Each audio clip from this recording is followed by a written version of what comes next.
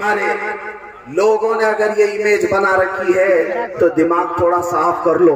اگر ہمارا دماغ کہیں گرم ہوتا ہے یا سخت بولتے ہیں تو صرف اسی جگہ پر جہاں میرے مصطفیٰ کے خلاف کوئی انگلی اٹھاتا ہے. کیا بات ہے! نعرہ تکبیر، نعرہ رسالت، مسلک اعلیٰ حضرت اور سے اعلیٰ حضرت آل انڈیا مفتی اعظم ہند کانفرنس اور سے امانت اعلیٰ حضرت. باقی میں سب سے کہتا ہوں، گالی دینا ہے مجھے دے، کوسنا ہے مجھے کوسو، برا کہنا ہے مجھے کہو، انشاءاللہ العزیز صبر کر لے جاؤں گا، تمہارا جواب نہیں دوں گا. مجھے جتنی گالیاں دے سکتے ہو دے لو، لیکن قسم خدا کی اگر میرے مصطفیٰ کی طرف انگلی بھی اٹھایا تو جان اگر باقی ہے تو ہم جواب دے کر کے رہیں گے. اس لیے نہیں کہ صرف اور صرف یہ جذبات کی بات ہے، اس لیے کہ ہماری جان سے زیادہ بڑھ کر کے معاملہ ہے. دنیا کو یہ معلوم ہونا چاہیے کہ ہم اگر اس کائنات میں سب سے زیادہ کسی سے محبت کرتے ہیں تو اللہ کے حبیب مصطفیٰ کریم کی ذات، حضور پاک کی ذات ہے، اور وہی ہمارے جذبات ہیں. اور اگر یہ بات بھی سن لیں، کوئی اگر یہ کہتا ہے نبی پاک صلی اللہ علیہ وسلم کی شان میں کوئی بھوکتا ہے تو بھوکنے تو آپ کو کیا فرق پڑتا ہے؟ آپ کو کیا فرق پڑتا ہے؟ میں کہتا ہوں ہم اتنے بے غیرت نہیں ہوئے. تم تو اپنی بیوی کو چھیڑو تو اچھل جاتے ہو. ہاں، تم تو اپنی بہن اور ماں کے خلاف نہیں سننا چاہتے. ہمارا حال یہ ہے کہ کروڑوں ماؤں سے زیادہ ہم اپنے مصطفیٰ سے محبت کرتے ہیں. نبی پاک صلی اللہ علیہ وسلم سے محبت کی بات ہے، اس وجہ سے ہم کبھی جواب دینے میں سخت لہجہ استعمال کرتے، اس کے باوجود قانون کے دائرے میں رہ کر کے کرتے ہیں. یہ تو ہمارے اخلاق کی بات ہے جو اسلام نے ہمیں تمیز سکھائی ہے، جو اسلام نے ہمیں اخلاق سکھائے ہیں اس دائرے میں رہ کر کے بات کرتے ہیں. اور انشاءاللہ العزیز بوٹیاں ہزار کر لو لیکن ہر ٹکڑا میرے مصطفیٰ کی حفاظت، ان کی عزت کی حفاظت کے لیے رہے گا. بہت اچھا حضرت، ان کے ناموز کی حفاظت کے لیے انشاءاللہ.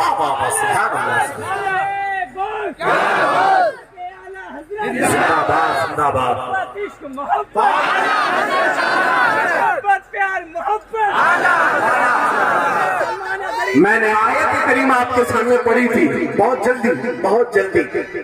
من المؤمنین رجال صدقوا ما عاهدوا اللہ علیہ. ایمان والوں میں سے کچھ بندے ایسے ہیں جنہوں نے اللہ سے کیا ہوا وعدہ پورا کر لیا. جنگ احد میں اسلام کی یہ دوسری بڑی جنگ ہے. احد کے پہاڑ کے دامن میں یہ جنگ ہوئی. یہ جنگ بڑی سخت ہوئی. نبی پاک صلی اللہ علیہ وسلم اور ان کے صحابہ پر اتنی سختیاں آئی کہ 70 صحابہ اس جنگ میں شہید ہوئے تھے. 70 صحابہ، اور وہ بھی ٹاپ لیول کے صحابہ، بڑے صحابہ، اجلہ صحابہ. میں آپ کو ایک بات بتاؤں، اگر مولانا رضا رسول صاحب ایک مدرسہ چلاتے ہیں یا ایک تحریک تنظیم چلاتے ہیں تو چند ان کے ارکان ہوں گے. 8-10 ارکان کو لے کر کے کوئی کمیٹی بنائی جاتی ہے، کمیٹی کے ممبر ہوتے ہیں. تنظیم کی ہو، تحریک کے ہو، مدرسے کے ہو، اسکول کے ہو، کمیٹی کے کچھ افراد ہوتے ہیں. ایک ساتھ اگر 4 لوگ ایک کمیٹی کے مر جائیں، کمیٹی ٹھپ پڑ جاتی، تنظیم رک جائے گی، ادارہ رک جائے گا. میرے عزیز، دنیا کی بڑی تنظیموں کو میں نے دیکھا، ایک شخص مر گیا تو تنظیم ٹھنڈی پڑ گئی، ختم ہو گئے، انقلاب ختم ہو گئے. لیکن احد کے میدان میں نبی پاک صلی اللہ تعالی علیہ وسلم کے سامنے 1-2 نہیں، حضور کے مدینہ طیبہ اسٹیبلش کرنے والے صحابہ، 70 صحابہ کی جانیں چلی گئی، شہادت کا جام نوش کیا. لیکن کیا اسلام رکا؟ اسلام کا مشن ٹھنڈا پڑا. ادھر شام کو جنگ احد ختم ہوئی، ادھر صبح مسجد نبوی میں میرے آقا امامت کے لیے حاضر تھے. اسلام نہیں رکا. اس جنگ احد کی بات میں کر رہا ہوں جس میں امیر حمزہ کا کلیجہ چھپایا گیا تھا. اس جنگ احد کی بات کر رہا ہوں جس میں عبداللہ بن جحش صحابی رسول ہیں جن کے جسم کے 80 ٹکڑے کر دیے گئے تھے، اور کفار و مشرکین نے ان کے ٹکڑوں کے ہار بنا کر کے گلے میں پہنے. عبداللہ بن جحش کا اسی جنگ احد کی بات کر رہا ہوں جس میں انس بن نزیر صحابی رسول کو ایسا رون دیا گیا تھا کہ ان کی ایک انگلی کے علاوہ جسم کا کوئی حصہ ہی نہیں ملا، کوئی حصہ نہیں ملا ایک انگلی کے علاوہ۔ ان کی بہن ہے، انہوں نے صرف انگلی دیکھ کر کے پہچانا کہ یہ میرا بھائی انس بن نزیر ہے۔ اس جنگ کی بات کر رہا ہوں جس میں خود رسول اللہ کے 2 دانت مبارک شہید ہوئے۔ حضور پاک صلی اللہ تعالیٰ علیہ وسلم کے چہرے اقدس پر لوہے کی ٹوپی جو پہنی جاتی تھی جنگوں میں، ایک کافر نے وہ لوہے کی ٹوپی حضور کے چہرے پر ماری، جس کی وجہ سے حضور کے رخسار میں تانت لوہے کا ایک اندر داخل ہوا، اس کو نکالنے کی کوشش کی گئی تو حضور کے 2 دانت مبارک شہید ہوئے تھے۔ اسی جنگ کی بات کر رہا ہوں۔ حالات بہت سارے ہیں، لیکن جو بات مجھے کہنی ہے وہ یہ ہے، اتنے سخت حالات کو میرے آقا نے اپنی آنکھوں سے دیکھا۔ ہم میں سے کوئی ہو تو ایک ہمارا ساتھی مر جائے تو ہمارے تو جذبے ٹھنڈے پڑنے لگ جائے۔ نبی پاک صلی اللہ علیہ وسلم نے 70 صحابہ کی شہادت دیکھی، بلکہ سب کے جنازے پڑھائے، سب کی تدفین کیا۔ ایک منظر بڑا عجیب تھا احد کے میدان میں، بڑا عجیب۔ حضور پاک صلی اللہ علیہ وسلم زخمی تھے اور آپ نے اپنے صحابہ سے کہا کہ جاؤ سعد ابن ربیع زندہ ہے یا انتقال کر کے ڈھونڈ کے لاؤ۔ ایک صحابی کا نام لے کر کہا سعد ابن ربیع۔ حضور انہیں بڑا پسند کرتے تھے، حضور کی محفلوں میں ہمیشہ رہتے۔ صحابہ نے جب حضور پاک صلی اللہ علیہ وسلم سے بات سنی تو سعد ابن ربیع کو ڈھونڈنے کے لیے چلے۔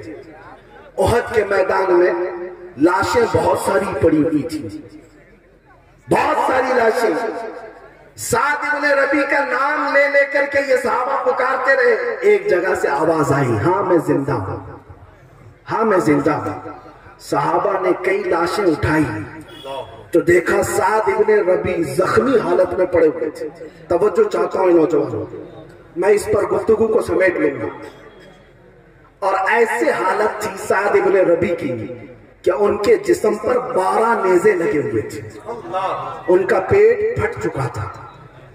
زخمی حالت ایسی تھی کہ پیٹ پھٹ چکا، 12 نیزے لگے تھے، وہ اٹھ نہیں سکتے تھے، چل نہیں سکتے تھے، خون رس رہا تھا لیکن زبان ابھی چل رہی تھی۔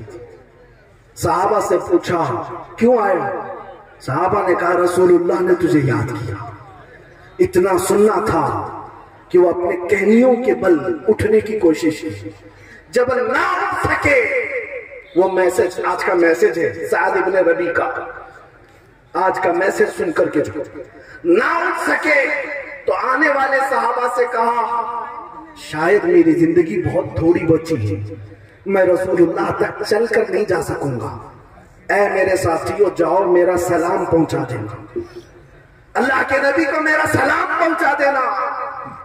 ایک تو نبی پاک کو سلام پہنچایا اور دوسرا میسج کیا دیا سنو، 12 نیزے لگے ہیں علماء ذوی الاحترام اور تمام حضرات۔ ایک آخری بات میری توجہ کرو، آخری بات توجہ کرو، جس کے جسم پر 12 نیزے لگے پیٹ پھٹ چکا، وہ صحابی سعد ابن ربیع میسج لے دیتے ہیں اے میرے ساتھیوں میرے آقا کو سلام کہنا، اور پھر دوسرا میسج یہ ہے میری قوم والوں سے کہنا، مدینے والوں سے کہنا کہ اگر تم سب زندہ رہے اور تمہاری زندگی میں اگر کوئی رسول تک ہاتھ بڑھا دیا تو قیامت کے دن میں اسے نہیں چھوڑوں گا، بلکہ یہ کہا کوئی تمہارا عذر قبول نہیں کیا جائے گا۔ اگر حضور پاک کی طرف تمہارا کسی کا ہاتھ بڑھ گیا اور تم زندہ رہے، تم جوان تھے، طاقتور تھے، تو پھر قیامت کے دن تمہارا عذر نہیں قبول کیا جائے گا۔ تم یہ نہیں کہہ سکو گے میں بوڑھا تھا، میں بچہ تھا، میں کمزور تھا۔ وہ صحابی رسول کا پیغام ہے میرے عزیزوں، وہی پیغام ہمیں جوش دلاتا ہے کہ کل بروز قیامت کہیں رب ذوالجلال کی بارگاہ میں کھڑے ہونے کے وقت ہم سے یہ پوچھ لیا جائے تو ہی وہ جوان ہے تیرے سامنے تیرے نبی کو گندی گالیاں دی جاتی تھی، تو جواب ہمارا کیا ہوگا؟ اے نوجوانوں، کیا تم یہ کہو گے کہ اللہ میں تو رات بھر فیس بک چلانے میں مصروف رہتا تھا، इंस्टाग्राम चलाने में मसरूफ रहता था, गेम खेलने में मसरूफ रहता था। इसलिए मेरे अजीजों, ताकत और इस्तिताअत जितनी है, मेरे आका की इज्जत का दिफा करना हर मुसलमान पर वाजिब जी, हर मुसलमान पर वाजिब है। हम अपने नबी पाक सल्लल्लाहु अलैहि वसल्लम की इज्जत का दिफा कैसे कर सकते हैं? मैं ये नहीं कहता कि सड़कों पर आ जाओ, मैं नहीं कहता कि प्रोटेस्ट और धरने और आंदोलन पर बैठ जाओ, ये तो लास्ट वाली चीज है, ये बड़ी आसान सी चीज है। मैं ये कहता हूं, अगर नबी पाक की इज्जत की इतनी ज्यादा फिक्र है तो अहद करो ऐ नौजवानों, उठो कि दुनिया मेरे मुस्तफा की तरफ उंगली उठाती है। मैं कसम खा करके कहता हूं, अब जीऊंगा तो मुस्तफा के तरीके पर जीऊंगा। वाह वाह, सुभान अल्लाह, सुभान अल्लाह, बहुत अच्छा हज़रत, हुजूर के अखलाक पर जीऊंगा। क्या बात है। दुनिया मुझे ताना देती है तो दे, कोई मुझसे जलती है तो जले, कुड़ती है तो कुड़े। दुनिया नंगा घूमने पर आज फखर करती है, तो मकीने गुंबद खजरा के अखलाक पर क्यों नहीं फखर कर सकते? अल्लाह अल्लाह अल्लाह, क्या बात है, वाह वाह, क्यों नहीं फखर कर सकते? दुनिया का सबसे हसीन चेहरा मेरे मुस्तफा का चेहरा, दुनिया के सबसे अजीम अखलाक मेरे मुस्तफा के अखलाक है। बहुत अच्छा। अगर उस चेहरे की और उस अखलाक की पैरवी ना करोगे तो फिर किसकी करोगे? अजीजा ने गिरामी वक़ार, इसीलिए आला हजरत की बात सुनो। आला हजरत ने 100 साल पहले हमें ये बताया था, आज ले उनकी पनाह, आज मदद मांग, आज ले उनकी पनाह, आज मदद मांग उनसे। कल न मानेंगे क़यामत में अगर मान गया, कल न मानेंगे क़यामत में अगर मान गया। इसलिए कि क़यामत में बहुत सारे लोग मानने को तैयार होंगे, क्योंकि पता है वहां इज्जत होगी तो रसूलुल्लाह की होगी। अर्श हक है, मसनद रिफ़ात रसूलुल्लाह की, देखनी है हश्र में इज्जत रसूलुल्लाह की। माशाअल्लाह, हुजूर की इज्जत को देखकर हर कोई कहेगा, लेकिन कमाल ये है ऐ नौजवान, आज आ जाओ उनके दामन में, आज आ जाओ उनके कदमों में। इकबाल ने सच कहा था, आबरूए माज़ना में मुस्तफास्त, हम सबकी इज्जत आबरू मुस्तफा करीम के कदमों से वाबस्ता है। अभी मैं बैठा था, हमारे बड़े बुजुर्ग आलिम दीन हैं, आपने मुझसे यही फरमाया कि आज जो लोग आपसे मोहब्बत कर रहे हैं कि मेरे मुस्तफा का इनाम है। और हकीकत है, हकीकत है, जब तक बिके न थे तो कोई पूछता न था। या रसूल अल्लाह, तुमने खरीद कर हमें अनमोल कर दिया, तुमने खरीद कर हमें अनमोल कर दिया। इसीलिए मैं ये पैगाम भी दे करके जाऊंगा, ऐ नौजवानों, बेदाम ही बिक जाइए बाजार नबी में, बेदाम ही बिक जाइए बाजार नबी में। इस शान के सौदे में खसारे नहीं होते। बेशक जो हुजूर पाक की वफादारी पर आ जाता है, अल्लाह सारी कायनात को उसके लिए मुसख्खर कर देता है, दिलों को उसकी तरफ फेर देता है। जो नबी पाक का गुलाम होता है वो जिंदगी में भी राज करता है और कब्र में जाने के बाद भी राज करता है, उसकी इज्जत में कोई कमी नहीं आती। इसलिए आओ नबी पाक के कदमों में आओ। हमारे बुजुर्गों ने, हमारे उलमा ने जो तुम्हें मैसेज दिया, बार बार ये चीख चीख कर तुम्हें बुलाते हैं, नौजवानों अपने अखलाक को संवारो, अपने अखलाक को संवारो। आज मुझे बड़ा अफसोस इस बात का होता है, सबसे ज्यादा नशा हमारे मोहल्लों में, सबसे ज्यादा नशा उन नौजवानों के हाथों में है जिनकी निस्बत मेरे मुस्तफा से है। तुमको अगर कोई गुलाम रसूल कहता हो, तुम्हारे घर के आसपास नशा बिकता भी है, नशा करते भी हो, कल क़यामत के दिन मेरे मुस्तफा को चेहरा भी दिखाना। ऐ मेरे अजीजों, तुम्हारी आंखें अगर आवारा हो जाती हैं तो ये बड़े शर्म की बात है, इसलिए कि तुम्हारी आंखें सिर्फ और सिर्फ दीदारे मुस्तफा के लिए होनी चाहिए। बेशक नबी पाक के लिए अपनी हया को संभालो, अपने अखलाक को संभालो, और मुआशरे में एक ऐसा इनकलाब ले आओ कि जिधर से गुजरे मदीनतुर रसूल की खुशबू आने लगे, मेरे मुस्तफा करीम सल्लल्लाहु अलैहि वसल्लम के अखलाक की खुशबू आने लगे। बस मैं इसी पर गुफ्तगू को समेटता हूँ, खत्म करता हूँ, लेकिन इस अहद के साथ आज हज़रत अल्लामा मौलाना कारी अमानत रसूल साहब के इस उर्स में, जिसको बरसों से उर्स आला हजरत के तौर पर मनाया जा रहा है, اور حضرت کی وصیت کے مطابق ان کا عرس بھی اسی عرس میں ضم کر دیا گیا ہے۔ اللہ کرے کہ یہ عرس ہمیشہ پیغام دیتا رہے اور اتحاد اہل سنت کا یہ مرکز بنا رہے۔ ایک خاص بات جو محسوس کیا اور مولانا رضا رسول صاحب کی بھی خواہشات کو میں نے جو سنا، الحمدللہ بڑی خوشی ہوئی۔ میں قاری صاحب قبلہ رحمت اللہ تعالیٰ علیہ کو بھی دیکھتا تھا کہ وہ جب تک زندہ تھے ظاہری حیات میں ہمیشہ اہل سنت و جماعت کو جوڑنے کی کوشش کرتے رہے۔ علماء، مشائخ، سادات سب سے ان کے رابطے تھے۔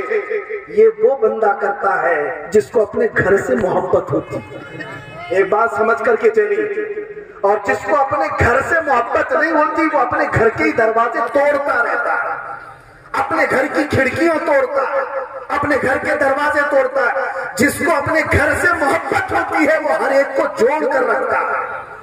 اسی لیے حضرت علامہ قاری امانت رسول صاحب کو دین اسلام سے مسلک اعلیٰ حضرت سے حد درجے پیار تھا۔ اسی لیے جو اعلیٰ حضرت کا نام لیتا تھا اس کو اپنے ساتھ جوڑ کر رکھتے تھے۔ اللہ کریم اس اتحاد کو ہمیشہ قائم رکھے، سدا سلامت رکھے۔ مولا کریم ہم سب کو حضور پاک کے قدموں کی، ان کی عزت کی حفاظت کرتے کرتے آخری سانس لینے کی توفیق عطا فرمائے۔ آج کے ان حالات پر یہ میری گفتگو کا اختتام ہے۔ آج کے ان حالات پر جو لوگ ہم سے سوال کرتے ہیں، حالات بگڑے ہوئے ہیں،